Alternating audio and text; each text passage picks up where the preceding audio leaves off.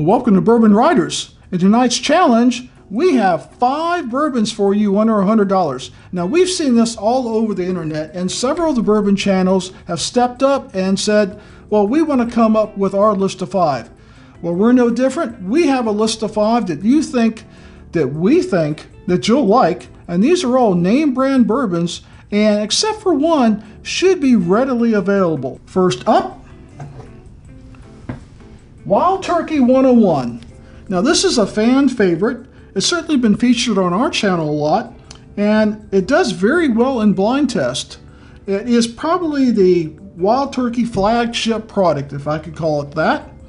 And at $22.49, it's the most expensive of the 5. This is a great product, and this starts off our list of 5. Next up, Four Roses. Now, this is just their basic Four Roses, not their select batch, not their small batch, not their single barrel. But for starting off with an 80 proof, this is a good bourbon, and you can find it everywhere. And we got it for $19.99.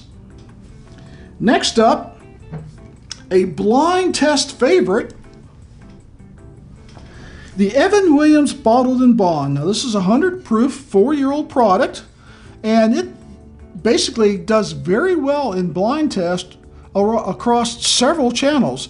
We plan on doing our own first review of this, or first pour of this, and we're going to put it in our own blind test of other bottled in bonds and see how it does. We got this for $17.99. A bottled in bond for $17.99. Next up, another bottled in bond, Benchmark Bonded.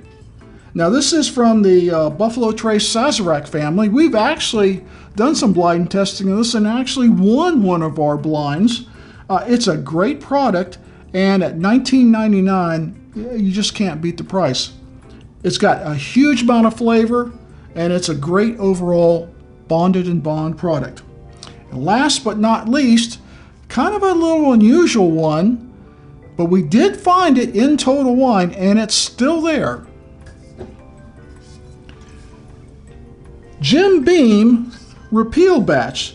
Now, this is a non-chill filtered, 86 proof. This was a limited edition, and it basically was in tribute of the 85th anniversary of the Prohibition's repeal. My little digging into it basically said it came out in 2018 and was popular for a while. Now, why it's still in Total Wine, I couldn't tell you, but believe it or not, we got this for $15.99.